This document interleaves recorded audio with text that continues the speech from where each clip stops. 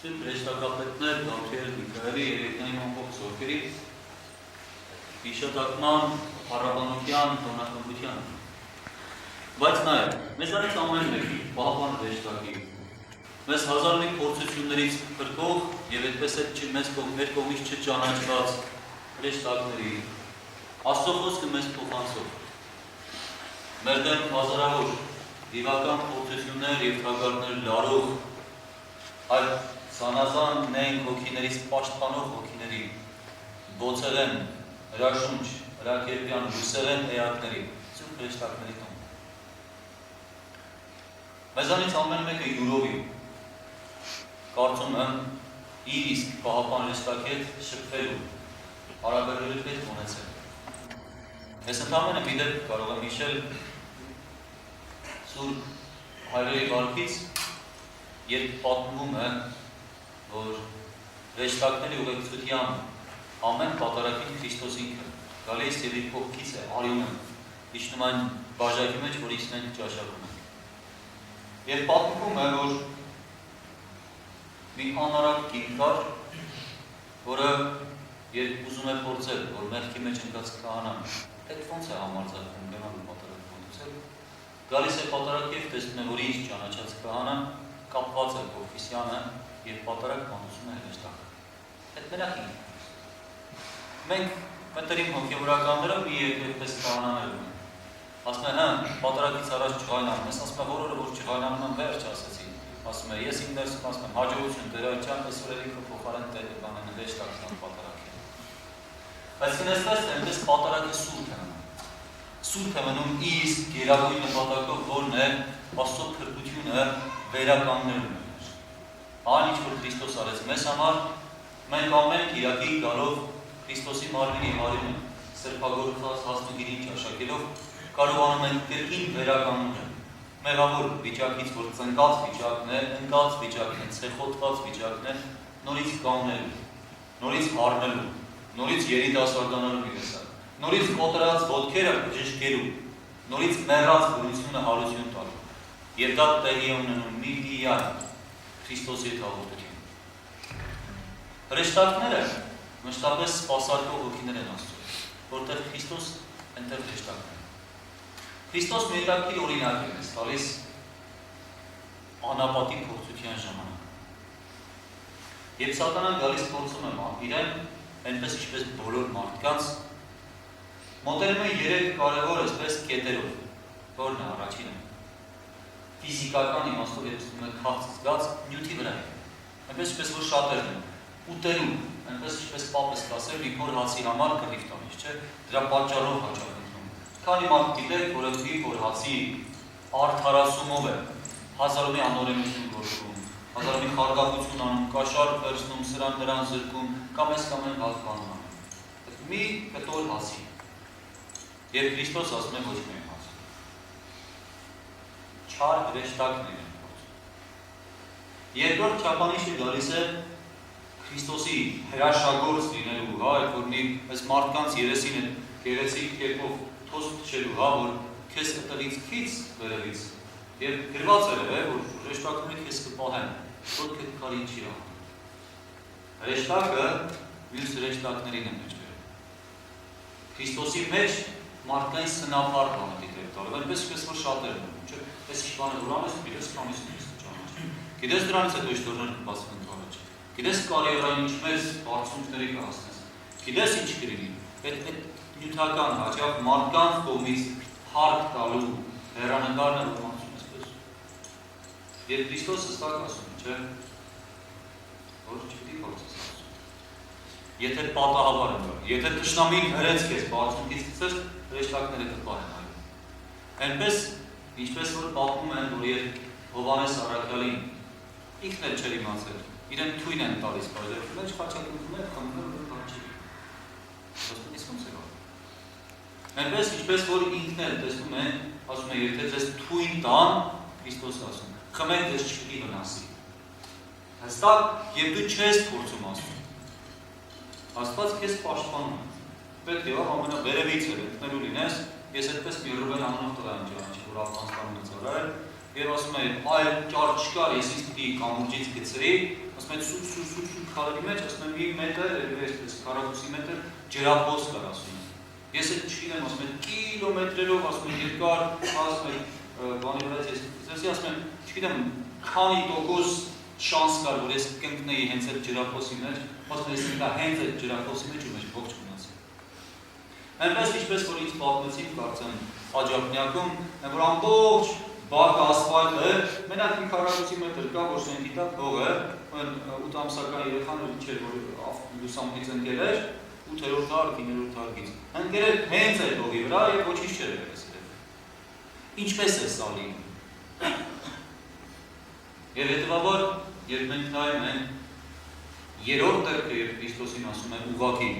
արի և երկրպագիր ինձ, և ես ամբողջը քեզ կտամ, Քրիստոս ասում է, գրված է, որ միայն քո տերասուն պիտի պաշտես, քո տերասուն պիտի երկրպագես։ Եվ դրանից հետո ինչ է տեղում, հիշում եք։ Հրեշտակները եկան և սրտին սպասարկել։ Սա միայն Քրիստոսի դեպքը չէ, Քրիստոս մեզ ցույց տվեց ճանապարհը։ Ուզում եք, որ այն երկնավոր փառավոր էակները կան ու ձեզ պահապանին, պաշտպանին, ուրեմն միայն տերասուն պաշտպան, ուրեմն միայն Աստծո նկատմամբ անկեղծ, անմնացորդ, բացարձակ սեր և վստահություն ունեցել։ Եվ այդ ժամանակ Աստված պիտի գա, բայց խոնարհության մեջ Աստված։ Մենք հաճախ հպարտանում ենք մեր հավատացյալներին։ Մենք հաճախ հպարտանում ենք, որ մենք Քրիստոսին ճանաչում ենք, հավատում ենք, դու կանոնները չգիտեք ինձ։ Այս կարևորը որ Քրիստոս այդ վեճի, այդ բանավեճի, այդ գործության մեջ հպարտության խնդիր, ոչ մի տեղ չդրել։ Ասած դու գիտես ում եք գործում ես, ես Աստծո որդին եմ։ Դու գիտես ես ով եմ, չասեց չէ՞ իսկ։ Իր կերպարի մեջ խտացրեց ամբողջ մարդկային ընկած վիճակի խոնարհություն։ Եվ այդ ժամանակ հրեշտակներն եկան և սկսեցին սպասարկել։ Եվ դրա համար այսօրվա ընթերցումները, որոնք ամբողջությամբ հրեշտակների ծագման, թե ինչպես առաջացան, ինչպես ստեղծվեցին և ինչ ներկայություն, ինչ մասնակցություն ունեցան մարդկային կյանքին, դրանց մասին։ Դες մի քիչ ամբողջ ընթերցումները ինչ։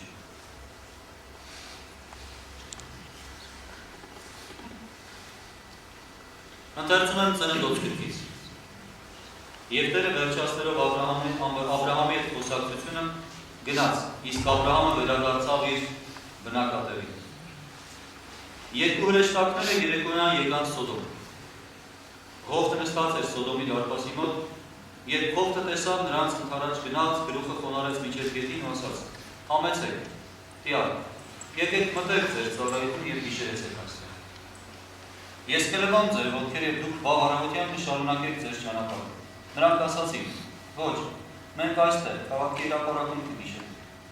Հովտը նրանց շատ ստիպեց և նրանք դարձան նրա կողմը ու մտան նրա տուն։ Հովտը ընթրիք պատրաստեց բավարար հաց եփեց նրանց համար և նրանք կերան։ Եվ դեռ նրանք քուն չէին մտել Սոդոմացիների քաղաքի տղամարդիկ երիտասարդից մինչև ծերեր։ Ամբողջ ժողովուրդը միասին պաշարեցին տունը։ Հովտին դուրս կանչեցին ու հարցրին նրան. «Ուր են այն տղամարդիկ, որ գիշերը քեզ մոտ եկան։ Նրանց բեր մեզ մոտ, որ կենաք ցանց նրանց»։ Հովտը դռնից դուրս նրանց մոտ եկավ և դուռը փակեց իր հետևից։ Նա նրանց ասաց. «Քավլից եղբայրներ, մի գործեք այդ չարիք։ Ես երկու դուստր ունեմ, որոնց տղամարդ չի մնացել։ Բերեք նրանց ձեզ մոտ և նրանց հետ արեք ինչ հաճո է ձեզ, միայն թե այդ մարդկանց նկատմամբ որևէ մեղք մի գործեք, որովհետև նրանք մտել են իմ հարկի տակ»։ Նրանք ասացին. «Հեռու կաց, դու մեր երկիրը մտալ իր հետ անդուխտ բնակվելու, միթե դատաստանել ես ուզում տեսնել։ Հիմա քեզ ավելի շատ կչարչարեմ, քան նրանց»։ Նրանք շատ էին բռնանում այդ մարդու Հովտի վրա և քիչ էր մնացել, որ ջարդեին դուռը։ Ներսի մարդիկ իրենց ձեռքերը մեկնելով Հովտին իրենց մոտ տուն քաշեցին և տան դռները փակեցին։ Դրան մոտ գտնվող մարդկանց փոքրից մինչև մեծը ուրացրին և սրանք հոգնեցին դուռը ընտրելուց։ Ընթերցում եմ Հոբի գրքից։ Որտեղ էիր դու, երբ ես երկրինքերն էի գցում, ասա ինձ, եթե խելամիտս էր իմաստուն։ Ով է սահմանել դրա չափը, եթե գիտես կամ ով է լար գցել դրա վրա։ Ինչի վրա է հաստատվել օղակը դրա, ով է դրել անունակարը։ Երբ աստղերը ցիրուցան եղան, աստղերի բոլոր հրեշտակները մեծածան օրհնեցին ինձ, իմ բոլոր հրեշտակներն էլ գովեցին։ Հաջորդ ընթերցում ես Եսայի մարգարեության գրքից։ Այն տարին, երբ մեռավ Օզիական, տեսավ Տիրոջը,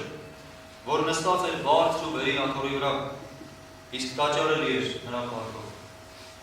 Նրա շուրջը սերովներ կային, որոնցից յուրաքանչյուրը 6 թև ուներ։ Երկուսով իրենց երեսներն էին ծածկում, երկուսով իրենց ոտքերը և երկուսով էր փրչում։ Ձայնարկում իրար և ասում. Սուրբ, Սուրբ, Սուրբ է զորությունների Տերը, և ամբողջ երկիրը լի է նրա փառքով։ Կանչողների ձայնից դրան բարավորը վեր բարձրացավ ու տունը ծխով լցվեց։ Եվ ես ասացի. Վայ ինձ, ես մի տառապած մարդ եմ, ինչու եմ ամշած կանգնել մնացել, չէ՞ որ ես մարդ եմ, պիղծ շուրթեր ունեմ և պղծաշուր ժողովրդի մեջ եմ ապրում, բայց ահա իմ աչքերով տեսա զորությունների Տիրոջը։ Եվ ահա ինձ ներկայացավ սերովբեներից մեկը ձեռքին կայծ բռնած, որ ունելիով վերցրել էր զոհասեղանից, բերեց, մոտեցրեց իմ բերանին և ասաց. Ահա, մոտեցրի քո շուրթերին, դա կհանի քո անօրենությունները և քո մեղքերը կսրբի քեզանից։ Ընթերցումս Եզեկիելի մարգարեությունից։ 30-րդ տարում 4-րդ ամսին ամսվա 5-րդ օրը ես Քոբար գետյափին երևարվածների մեջ էի, երկինքը բացվեց և ես Աստծուն տեսա մի տեսիլքի մեջ։ Ամսվա 5-րդ օրն էր, դա Հովակի մարգարեի գերության 5-րդ տարին էր։ Աստված խոսեց Բուզիի որդու Եզեկիել քահանայի հետ Քալդեացիների երկրում Քոբար գետյափին։ Եվ այնտեղ Տիրոջ ձեռքը հանգչեց ինձ վրա ու տեսա, որ ահա հյուսիսից մի հող բարձրացած գալիս էր, մի մեծ ամպ էր նրա հետ, շուրջը լույս էր, որից ուր էր փայլատակում։ Նրա մեջ թանկարժեք քարերի տեսք կար, միջից ճառագայթներ, դրա մեջ 4 կենդանի էակների կերպարանքներ կային։ Եվ այս էր դրանց տեսքը, դրանք մարդու կերպարանքն էին։ Ամեն մեկը 4 դեմք ուներ, ամեն մեկը 4 թև։ Նրանց ազդրերն ուղիղ էին, ոտքերը թևավոր, կճկակները նման էին որդերի կճկակների և դրանցից կայծեր էին թափվում, ինչպես պղնձի փայլատակումներից։ Նրանց թևերն արագաշարժ էին, նրանց թևերի տակ 4 կողմերում մահկային ձեռքեր կային։ Նրանց երեսները 4-ն էին, 4-ի թևերն էլ կցված էին միմյանց։ Գնալիս երեսները հետ էին դարձնում, յուրաքանչյուրն իր դեմքի ուղղությամբ էր ընթանում։ Նրանց 4-ի էլ դեմքի տեսքը աջից մարդու և առյուծի կերպարանք ուներ,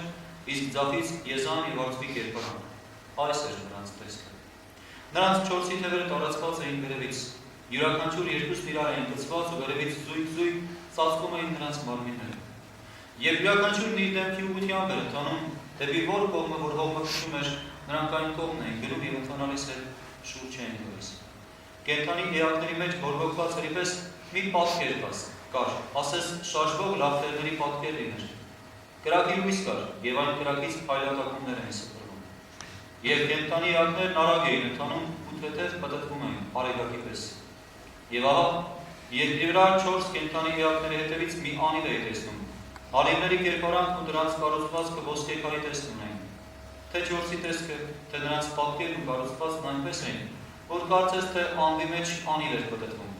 Նրանք իրենց դեմքերի 4 ուղղությամբ ընթանում էին ու հետ շուրջ չէին գալիս։ Բարձր էին։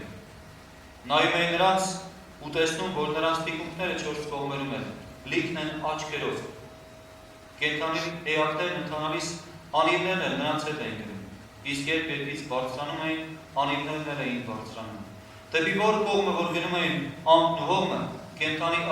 էակներն էլ էին ընթանում։ Եվ անիվները նրանց հետ բարձրանում էին, որովհետև այն անիվների մեջ կենդանի ոգի կար։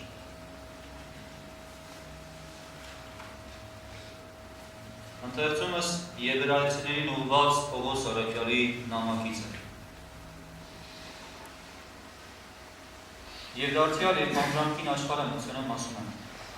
թող երկրպագեն նրան Աստծո բոլոր հրեշտակները։ Իսկ հրեշտակների մասին էլ ասում եմ. նա իր հրեշտակներին հոգիներ դարձրեց և իր ծառաներին կրակիրոց։ Իսկ որդու մասին ասում եմ. Աստված, քո աթոռ Դավիթ յամը Սավիտյանից է, քո արքայության գավազանը ուղղության գավազանը։ Դու սիրեցիր արդարությունը եւ ատեցիր անօրենությունը։ Դրա համար Աստված, քո Աստվածը քեզ ուսեց ուրախության յուղով ավելի քան քո ընկերներին։ Նաեւ դու դեր սկզբից երկիրը հիմնեցիր եւ քո ձեռքերի գործն են երկինքները։ Նրանք կորստյան պիտի մատնեն, բայց դու կաս եւ մնում ես։ Բոլորը պիտի մաշվեն որպես գործեր եւ որպես վերարկու։ Պիտի բոլորես նրանք հագուստի պես եւ նրանք պիտի որորվեն։ Բայց դու միշտ նույնն ես եւ քո տարիները չեն փոխասել։ Հրեշտակներից որին երբևէ ասաց. նստիր իմ աջ կողմում, մինչև որ քո թշնամիներին քո ոտքերին պատվանդան դարձնեն։ Չէ՞ որ բոլորն էլ սպասարկող հոգիներ են,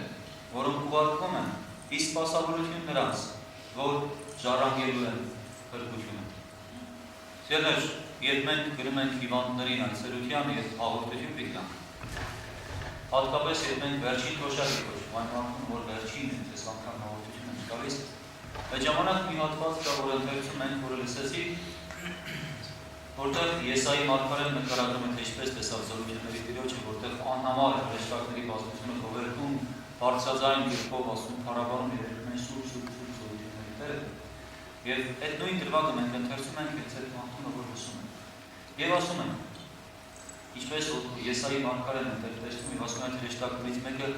կայծը մոծեցրեց իմ շրթունքներին եւ ասեց, չէ, որտեղ ես մեղավոր վիճակս խոստովանես ասացի, պիծ մանթեմ, պիծ շրթունք ունեմ, ապրում եմ պղծաշուչ ժողովրդի մեջ։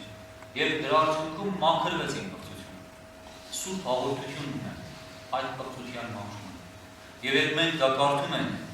հիվանդի մոտ, ցույց ենք տալիս, որ ես բերել եմ դա։ Եվ մի տեսակ այդ ժամանակ ինչքան մենք անարժան ենք, այդ հրեշտակի կերպի դերի մեջ ենք, որ վերցել է սուրբ զոհասեղանից եւ բերում է այդ կայծը, կրակը, որը Քրիստոսի մարմին եւ արյունն է, որտեղ լույս է ամբողջությամբ Քրիստոս, մատուցում է հիվանդին, որովհետեւ ընկալում են հաճախ, որ հիվանդությունը մեղքի արդյունքը կարող է լինել եւ սրանով այդ մեղքը մաքրվում է, ինչը որ շատ դեպքերում տեսնում ենք մարդու քրության պատճառով։ Եվ հիմա այս դեպքում ցույց է տրվում, որ նրանք, ովքեր Աստծուն հաճելի են դառնում, Աստված իրենց է ուղարկում, նայեք, չէ՞ որ բոլորն են սպասարկող հոգիներ են, բոլորն ովքեր հրեշտակներ են, ում համար, իսկ սպասավորություն նրանց, ովքեր ժառանգել են փրկությունը։ Ես չգիտեմ փրկությունը ժառանգել եմ թե չէ, եւ չգիտեմ Աստված ինձ սպասարկող հոգի ուղարկել է թե չէ։ Եթե խոնարհությունը սերիք է աստիճան, որ ես ապրեմ Աստծո խոնարհության ու սիրով, այն ժամանակ չեմ էլ իմանա, բայց Աստծո հրեշտակները կողքս կրին։ Եվ ես կտեսնեմ, որ անգամ մահված դրին ինչով անցնեմ, չեմ մահան, ինչ-որ ներսս ապահովության զգացողություն կրին։ Եթե վտանգների մեջ լինեմ, ներքին վստահություն կունենամ, որ ես փրկության ակն հասնեմ։ Եթե խոնարհություն ունեմ, գիտեմ, որ Աստված բնակվում է խոնարհ սրտերում։ Իսկ այդ բնակությունը անդրադառնում է հրեշտակած այցելություն։ Եվ վերջում ուզեմ ընթերցել Մատթեոսի ավետարանից այս հատվածը, որը կրկին հրեշտակների հիշատակությունն է։ Հիսուս Քրիստոսի սուրբ ավետարանը Մատթեոսի հատ վերահսկողներ պրոստում են ասել Աստված։ Մեր Տեր եւ Փրկիչ Հիսուս Քրիստոս ասում է. Այսպես իմ երկնավոր հորքանքը չէ, որ այս փոքրիկներից մեկը գործի։ Զգույշ եղեք, որ այս փոքրիկներից մեկին չար համարեք, ասում եմ ձեզ, որ երկնքում նրանց հրեշտակները մշտապես տեսնում են երեսն իմ հոր, որ երկնքում է, որովհետև մարդու որդին եկավ փրկելու կորածին։ Ձեզ ինչպես է թվում, եթե մի մարդ կարել ոչխար ունենա եւ նրանցից մեկը մոլորվի, 99 ոչխարը լեռան վրա չի թողնի ու գնա մոլորելու մոլորվածին։ Եվ եթե պատահի որ այն գտնի, ճշմարիտ եմ ասում ձեզ, թե նրա վրա ավելի կուրախանան, քան 99-ի վրա, որ մոլորված չեն։ Այսպես իմ երկնավոր հորքանքը չէ, որ այս փոքրիկներից մեկը գործի։ Հիշում եք, երբ Քրիստոս խոսում է կորուսյալի գտնվելու մասին, ասում է, այսպես պիտի ուրախանան երկնքում հրեշտակները մի մեղավորի դարձի ժամանակ։ Ինչի համար հրեշտակը պիտի ուրախանան, երբ ես մեղավորս դարձի գա, եւ որևէ մի մեղավոր դարձի գա։ Ինչու՞։ Ինչպես ինքը խորքում առանցին ձեր Աստծո մոտ է։ Ուրախ ոգի է։ Մենք չկային, իրենք կային։ իրենք խորքում ստեղծվել են մեզանից առաջ։ Այս նյութերեն երկիրը ստեղծվելուց առաջ հոգեղենն էր, ասում է ի սկզբանե երկինքը եւ երկիրը։ Երկինքն ավելի շուտ էր, քան երկիրը։ Լույսն ավելի շուտ է ստեղծվել, քան մարդիկ։ Իսկ մեր եկեղեցու դավանաբանության հեշտակները լույսի հետ են ստեղծվել, որտեղ լույսերեն են։ Բայց իրանք ստեղծվել են։ Մենք դեռ չէ։ Երբ մենք չկայինք, ինչ է տխուր էինք, ինչ է հաղ։ Հիմա դուրս է գալիս, մենք ստեղծվեցինք, մի հատ մեր մեջ արդարու մեղավոր կա, եւ երբ մեզանից մեկը հանկարծ մեղավորությունից կրկին գալիս է դեպի արդարության, այնտեղ երկնքում հարցանիք են անում իրենք։ Ինչի՞։ Որտեղ բարի է։ Որտեղ իրենց կամքն ու Աստծո կամքը նույնացված է։ Իրենք իրենց կամքը լրիվությամբ դրել են Աստծո կամքի մեջ։ Եվ արդյունքում Աստված ուզում է, որ մենք մեր դարձի գանք։ Մի Աստված մեր դարձի գալու խորքում պետք ունի, թե չէ։ Խորքում չունի, բայց ուրախանում է։ Որտեղ առանց մեզ էլ Աստված պակաս չէ կամ լրիվանում է մեր գնալով, հա մեր փրկվելով, բայց Աստված ուրախանում է, երբ իր կամքը կատարում է հոժարության։ Եվ հետաքրքիր մի բան, շատ են խոսել, այս վերջերս շատ է անդրադարձել, որ ընկած հրեշտակի տեղն են վերացնում, չէ փրկված հոգիները։ Եվ որ այս կողքս դատարկ է, լցվելու հեռանկար կա, չէ, մեկը փրկվում է, մեկը դարձի է եկել, լավ է, այստեղ կգա։ Այս լուսեղեն օթևանները, որոնք մի մասը դատարկվել են, պիտի լցվեն փրկվող հոգիներով, չէ, նրանց համար, ովքեր ժառանգելու են փրկություն։ Այսինքն ժառանգությունը կա, հստակ են ինչ-որ պիտի թողնվի, չէ, ժառանգորդից հետո կա։ Մեզ մնում է ընդամենը արժանանալ ժառանգորդ լինելու կոչմանը, մենք արժանանում ենք մկրտության, այսինքն մնում է հարատել ենք դրա մեջ, որտեղ կոչվում ենք այս մարդը գալով մկրտության մկրտում է հոր որդու սուրբ անունով, Քրիստոսի արյամբ գնվում է մեղքի ծառայությունից, դառնում է Քրիստոսի ժառանգակից եւ Աստծո սուրբ հոգու տաճար։ Ժառանգակից են Քրիստոսը։ Քրիստոսը երկրի տերն է, ամեն ինչ Աստված տվել է իրեն, թողել է իրեն, իբրև որդի։ Մենք էլ դուրս է գալիս, որդեգրվում ենք եւ ժառանգակից ենք։ Այդ ժառանգության մեջ մաս ենք ունենում, բաժին ենք ունենում։ Հայատել ենք, լավ իմաստով մենք այդ սիրով վայելող ենք։ Հետևաբար Քրիստոսը զգուշացնում է, չանտեսեք որևէ մի մանուկ հոգու, չանտեսեք որևէ անփորձ, նորադարձ հոգու, չանտեսեք որևէ մեկին, որը հավատքից քիչ գիտի։ Դուք շատ գիտեք ինքը քիչ գիտի, չանտեսեք իրեն։ Ինքը մանուկ է Աստծո առաջ, ինքը անփորձ է Աստծո առաջ, ինքը նոր քայլեր, տոտիկ անող է Աստծո առաջ։ Իր ձեռքից բռնել է պետք, ոչ թե հրել ու գցել։ Հետևաբար չանտեսեք ասում, որտեղ այլ փոքրիկներից յուրաքանչյուրի հրեշտակը հոր երեսն է տեսնում ամեն օր։ Ոչ միայն այս փոքրիկների, այլ հավատքի մեջ նորադարձ է փոքրիկների։ Նոր մկրտվածների մի զուր չէ, որ ասում ձեր աղոթքը զորավոր է, որտեղ ձերը մաքուր է եւ դաշտն է նույն այսօր որ տեսան նոր օծված քահանաներին ասի արագ իրենցից օրհնություն ստացեք, որտեղ իրենց